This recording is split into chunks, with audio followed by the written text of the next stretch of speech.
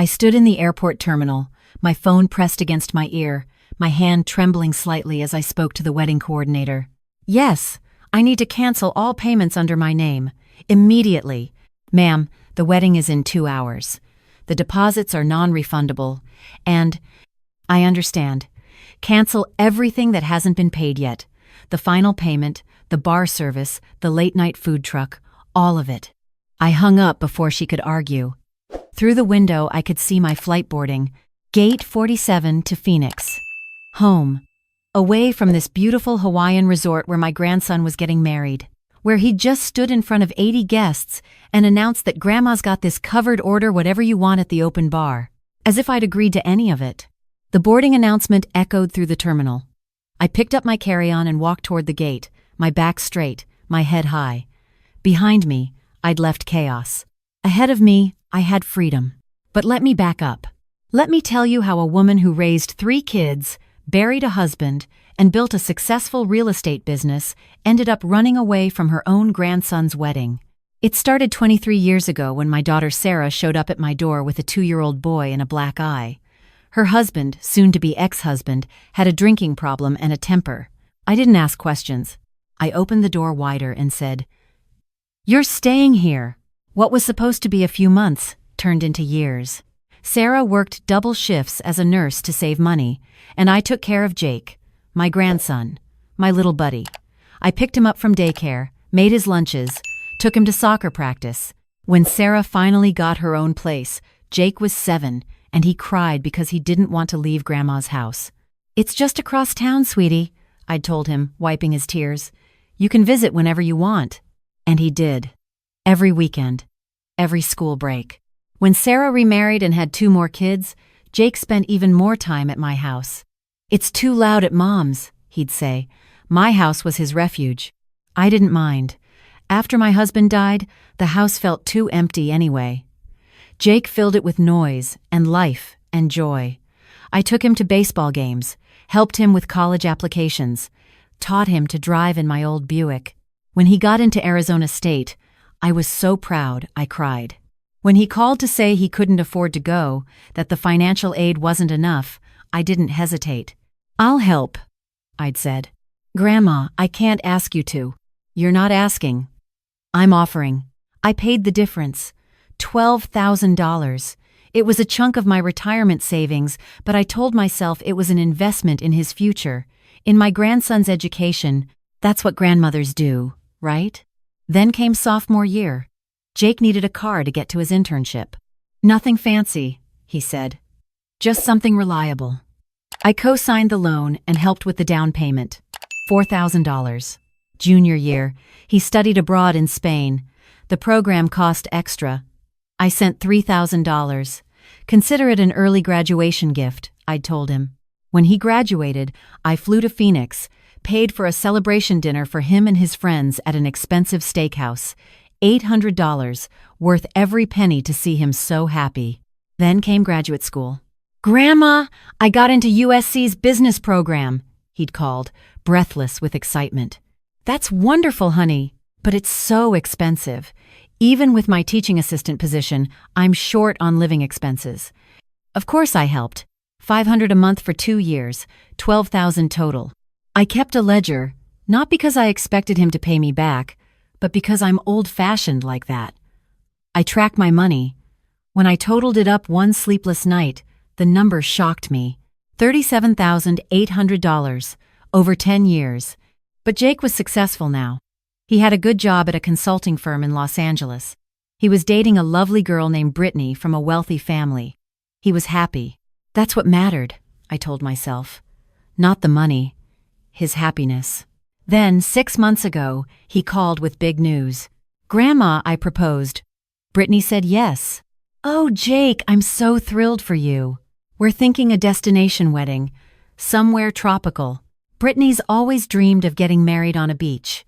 "That sounds beautiful, honey. We're looking at Hawaii. Next summer." I didn't think much of it. I assumed they'd keep it small, immediate family, maybe a few close friends. I certainly didn't think. The invitation arrived 3 months later. Thick cardstock, gold embossing, the kind that probably cost $10 per invitation. Mr. and Mrs. Richard Thornton requests the honor of your presence at the marriage of their daughter, Brittany Elizabeth, to Jacob Michael Harrison. Hawaii, 4 days. Resort accommodation information to follow. I called Jake. Honey, this looks expensive. Do you need help with— Oh no, Grandma. Brittany's parents are handling most of it. They've got it covered. I relaxed. Good. The Thorntons were wealthy. Brittany's father owned a chain of car dealerships. They could afford a Hawaiian wedding. 2 weeks later, I got an email from Brittany. Dear family and friends, we're so excited to celebrate with you in Maui.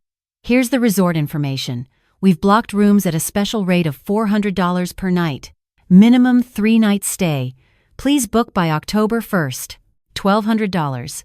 Plus airfare, plus meals not included in the wedding events. I called Jake again. Honey, this is expensive for people to travel to. I know, Grandma. But it's a destination wedding. That's kind of the point. You don't have to come if it's too much.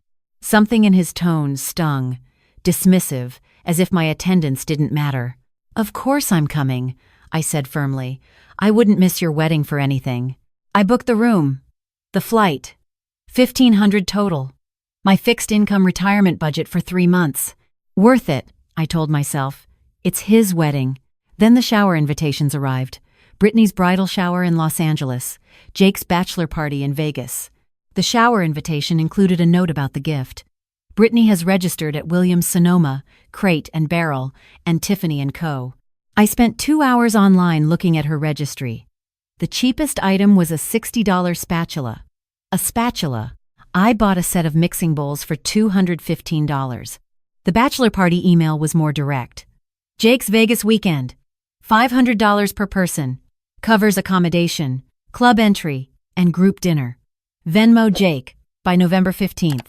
$500. For a party I couldn't even attend because it was men only. I sent the money. Jake was my grandson.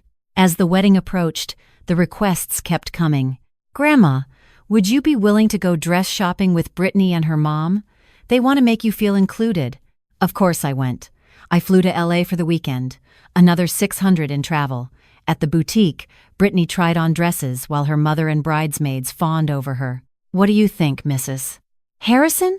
Brittany asked, twirling in a gown that probably cost more than my first car. You look beautiful, dear. I think this is the one. She turned to the consultant. We'll take it. As we left, Brittany's mother pulled me aside. We're so glad you could make it. Jake talks about you all the time. He's so lucky to have a grandmother who's so generous. Something about the way she said generous made my skin prickle, but I smiled and nodded. 1 week before the wedding, Jake called. Grandma, I have a huge favor to ask. My stomach tightened. What is it, honey? So, Brittany's parents covered the venue and most of the big stuff, but we're a little short on some of the extras. The photographer wants the balance paid up front, and there's the welcome dinner and the day after brunch. How much are we talking about? $20,000. I know it's a lot, but $20,000? We've maxed out our credit cards. We didn't realize weddings were this expensive, and Brittany's parents have already paid so much. I didn't know who else to ask. I sat down, my legs suddenly weak. Jake, I don't have $20,000 just sitting around, but you have that retirement account, right? Couldn't you take out a loan or— That money is for my living expenses. For emergencies. This is kind of an emergency, Grandma. His voice had an edge now. Frustration. It's my wedding. You always said you'd help me when I needed it. I have helped you. For years, I know, and I appreciate it. I really do. But I need help now. Please, Grandma. I'm desperate. That word. Desperate. I thought about the ledger. The $37,800. I thought about Jake as a little boy, crying because he didn't want to leave my house. I thought about every sacrifice I'd made. I can give you $10,000, I heard myself say. That's all I can manage. $10,000? Grandma, that's not— He stopped, breathed. Okay, thank you. That helps. That really helps. I transferred the money the next day. I didn't sleep that night, staring at my bank balance, watching my security shrink. But it would be fine. The wedding would happen. Jake would be happy. That's what grandmothers do. I flew to Maui 3 days before the wedding. The resort was stunning. White sand, crystal water, palm trees swaying in the breeze. My room overlooked the ocean. $400 a night for this view. The welcome dinner was that evening. Casual, the invitation said. Beach attire. I wore a simple sundress and walked down to the luau area they'd reserved. Tiki torches, a roasted pig, an open bar. 80 people milled around family, friends, wedding party. Jake saw me and waved. "Grandma! You made it!" He hugged me, and for a moment, everything felt right. This was my grandson. My boy. "Come meet everyone!" He pulled me toward a group. "This is my boss, his wife, some guys from my MBA program." I shook hands, smiled, made small talk. The drinks flowed. The food came in waves. Every few minutes, someone would yell, "Put it on Jake's tab," and everyone would laugh. I didn't think anything of it. Open bar, I assumed. Prepaid. After dinner, Jake stood up, tapped his glass. The crowd quieted. "I just want to thank everyone for being here. Seriously, it means the world to Brittany and me that you traveled all this way. Hawaii isn't cheap," everyone laughed. "But we wanted to celebrate with the people who matter most." Applause. Cheers. Now, I know what you're thinking. Open bar at a Hawaiian resort? This guy must be loaded. More laughter. Well, not quite. But I've got someone who's always been loaded with love and generosity. My chest tightened. "My grandmother!" He pointed at me. Everyone turned. "Grandma Harrison has supported me my entire life, literally, from soccer cleats to college tuition to helping make this wedding happen.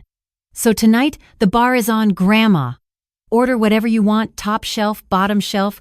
Grandma's got this covered." The crowd erupted. Applause. Whistles. Someone yelled, "Thanks, Grandma!" I felt my face burn. 80 pairs of eyes on me. Some were grinning. Some were already heading to the bar. Jake raised his glass. "To Grandma Harrison, the real MVP! To Grandma!" They chorused. I sat frozen. I wanted to stand up, to scream, to say, "I didn't agree to this. I can't afford this." But my voice wouldn't work. My legs wouldn't move. Jake sat back down, pleased with himself. Brittany kissed his cheek. The bartender started taking orders. Premium vodka, aged scotch, champagne. I watched the bottles pour and pour and pour. My phone buzzed.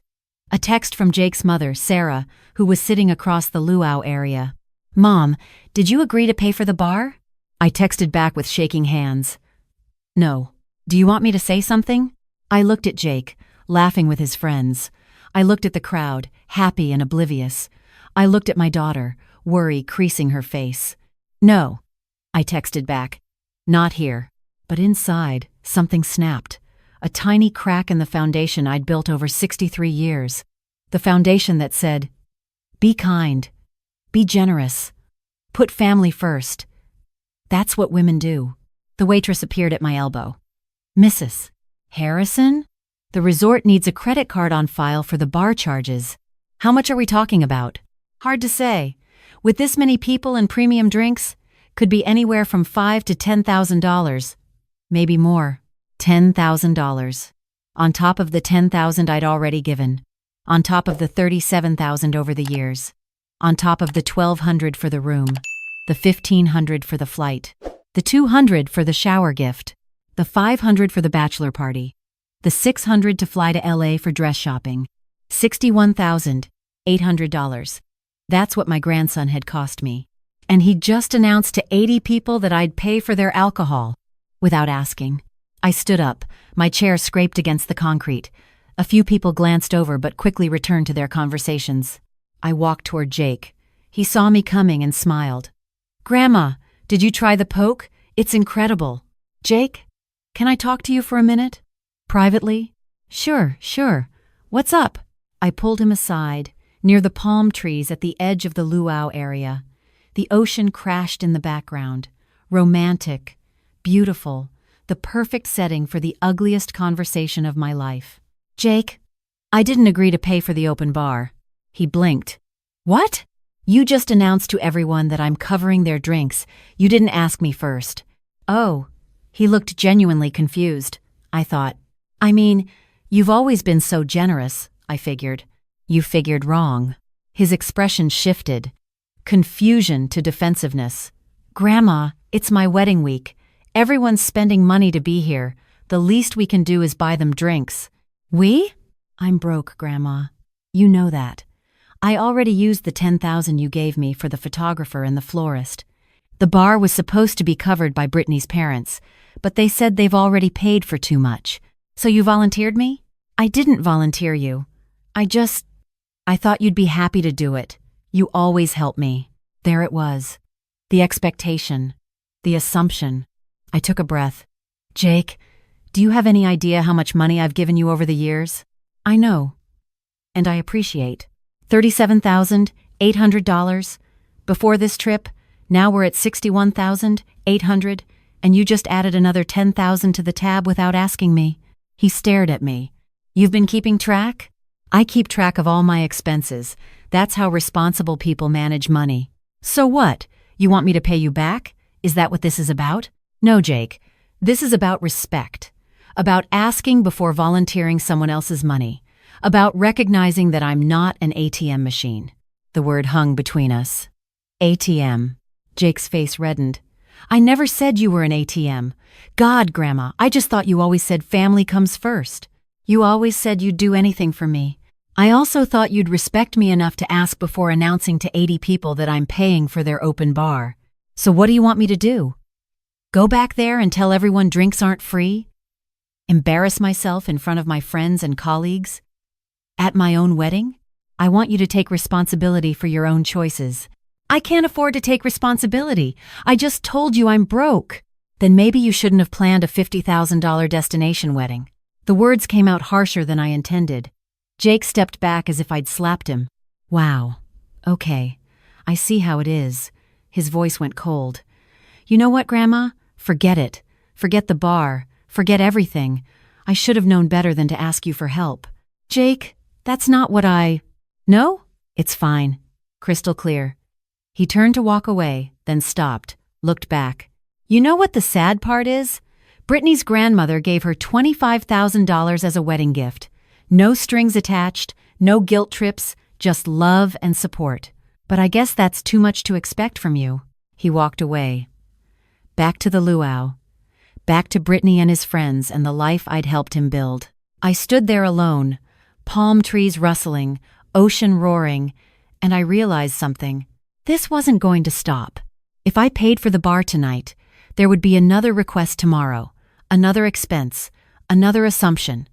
Jake had learned that Grandma would always say yes, that Grandma's wallet was always open. I'd taught him that. By never saying no, by always sacrificing, by believing that's what grandmothers do. I pulled out my phone, called the front desk. Yes, hello, this is Margaret Harrison in room 347. I need to check out, tonight. Ma'am, it's 9 p.m. The checkout time is.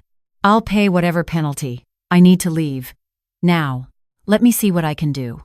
May I ask, is everything all right with your stay? Everything's fine with the resort.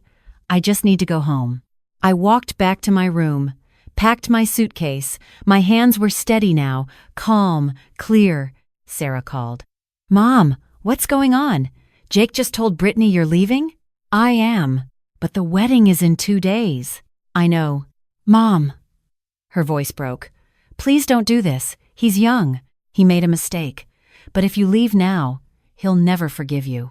Sarah, I've given him everything. My time, my money, my love.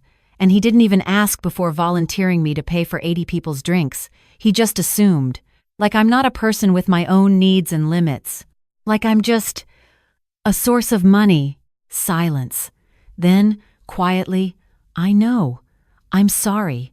I've watched him take advantage of you for years, and I didn't say anything because you seemed happy to help. I am. But there's a difference between helping and being used.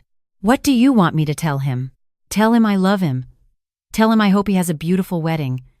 But tell him I'm done being his backup plan, his emergency fund, his ATM. I hung up. Finished packing. Went downstairs. The resort had a shuttle to the airport running every hour. The next one was at 10:15 p.m. I sat in the lobby, my suitcase at my feet, and I didn't cry. I didn't feel sad. I felt light. Like I'd been carrying a weight for so long I'd forgotten what it felt like to stand up straight. My phone buzzed. "Jake, Grandma, please. I'm sorry. I should have asked. I was wrong. Please stay." I turned off my phone. The shuttle arrived. I got in. At the airport, I found the red-eye to Phoenix. 1 seat left. First class, $800. I bought it. On the plane, champagne appeared. Free in first class. I took it, sipped it slowly. The woman next to me, maybe 50, smart business suit, smiled. "Celebrating? In a way?" I said. "I just walked out of my grandson's wedding." Her eyebrows shot up. "Oh my. He expected me to pay for an open bar. 80 people. Didn't ask. Just announced it." "Ah." She nodded knowingly. "Family thinks you're the bank." "Something like that. Good for you. Walking away is hard, especially from family." I didn't walk away. I set a boundary. She raised her champagne glass. To boundaries. We clinked glasses. I slept on the flight. Really slept. For the first time in weeks. At home, I unplugged my phone. Ignored the doorbell when it rang. Sarah came by, but I pretended I wasn't home. I needed silence. Space. Time to think. 3 days later, I finally checked my phone. 47 missed calls, 62 text messages, 23 voicemails. I listened to one. From Jake. His voice tight, angry. "Thanks for ruining my wedding, Grandma. Really appreciate it. Brittany's family thinks I come from trash because my own grandmother didn't show up. Hope you're happy." I deleted it. Blocked his number. Sarah texted, "Mom, please call me. We need to talk." I didn't respond. 1 week after the wedding, my neighbor knocked on my door. "Margaret, there's a young man outside who says he needs to talk to you." "Jake." "Of course." I opened the door. He stood on my porch, tan from Hawaii, wearing a suit, like he'd come straight from work. "Grandma." "Jake." "Can I come in?" I stepped back. He entered. We sat in the living room. The same living room where I'd taught him to tie his shoes, where we'd built Lego towers, where he'd done homework at the coffee table. "The wedding was beautiful," he said finally. "Brittany looked amazing. We got married on the beach at sunset, perfect weather. I'm glad. It cost $45,000, total. Brittany's parents paid $30,000. I paid the rest. Well, we paid. Brittany and me. We took out a loan. I waited. The bar tab that night was $12,000. $12,000. For one night. One dinner. My chest tightened. But I didn't speak. I had to put it on a credit card. 22% interest. I'll be paying it off for years. "I'm sorry you're in debt." "Are you?" He looked at me. Really looked at me. "Because you could have helped. You chose not to. You didn't ask, Jake. You announced. There's a difference. I shouldn't have to ask. You're my grandmother." And there it was. The heart of it. The belief that family meant unlimited access, unconditional support, no boundaries. "Jake, I've given you over $60,000 in the last 10 years. I'm 63 years old. I live on a fixed income. Every dollar I gave you came from my retirement, my security, my future. I didn't ask you to give me all that money." The words hit like a punch. "You're right. You didn't ask." I offered. "Because I loved you. Because I wanted to help.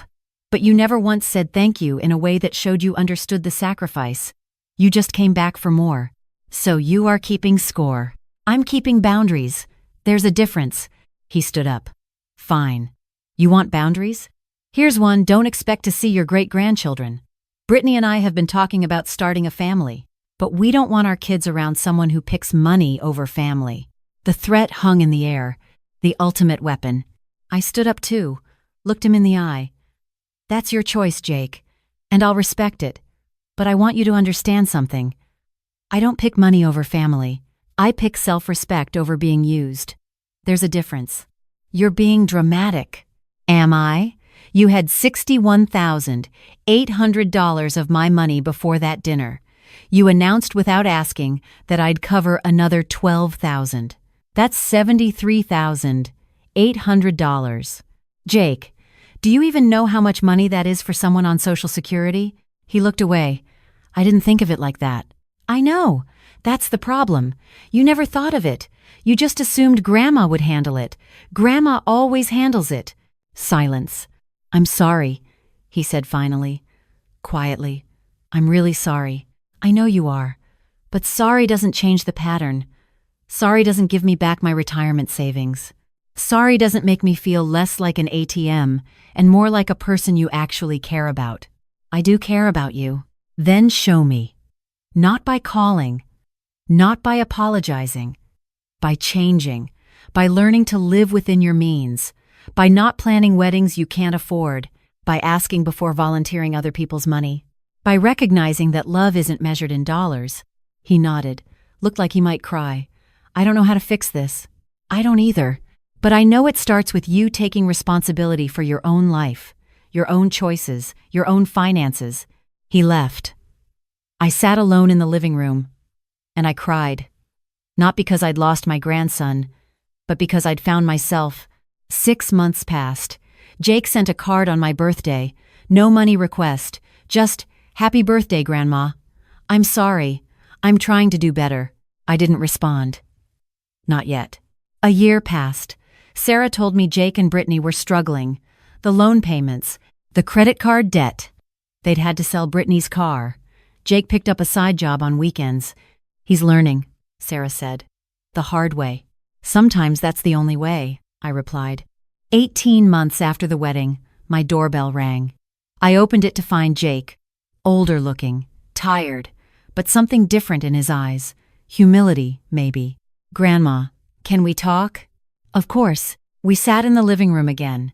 He handed me an envelope. What's this? A check. $500.